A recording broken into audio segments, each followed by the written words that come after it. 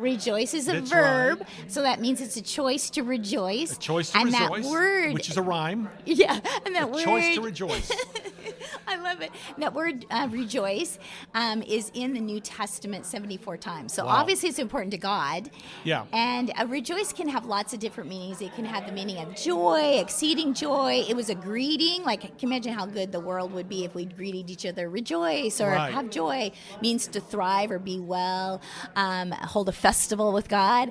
But my favorite meaning is calm delight. And the reason why that's my favorite meaning of that word is it gives you something to do when you're anxious. Like to just stop, push pause, and say, okay, what would bring calm to this situation right now? What would bring calm to me right now? What would bring calm to that person right now? Yeah. Cultivate calm, and then delight. What brings me delight? What does God put in my world that would be a delightful distraction right now?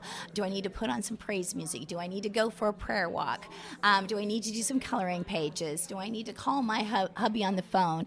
And so I actually encourage people to cultivate joy. In fact, those frontline people that handle, the first responders, those who help them recapture their joy, teach them to put something of delight in their life every day in their calendar. And we think that that is a good idea and a God idea. He thought of it first.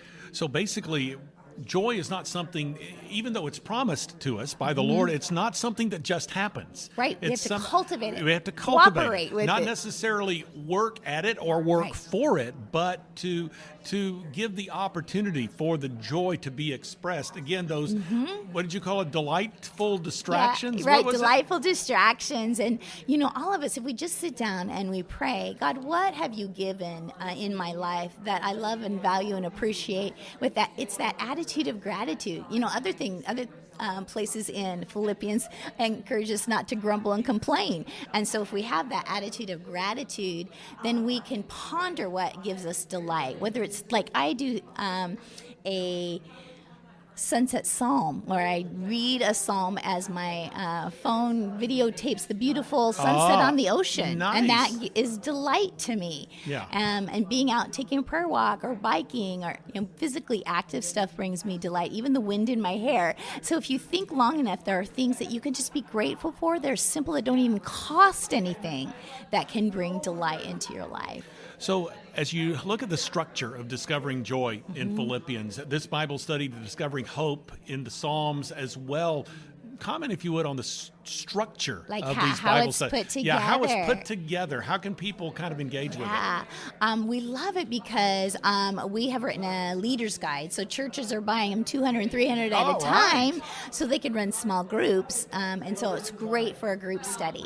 It's also great for individuals just in your quiet time. And there's, between 8 and 12 lessons depending on which book of the Bible. But you don't have to rush through it. You can take your time. You can take the whole year if you want. It's not a race. Okay. And so it's set up for at your pace, but it's broken down into daily devotions. And then once a week, I write a deep dive devotion that really helps you apply it to your life that week.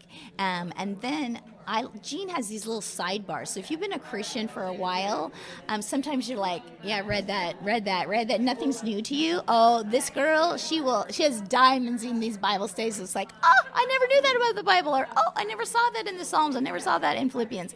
And so it's wonderful in that regard. And then Carla has full coloring pages, bookmarks, little things you can color at the top of every page, and then wide margins, which for a Bible art journaler like me, I do my study in color so I can remember what God's teaching me.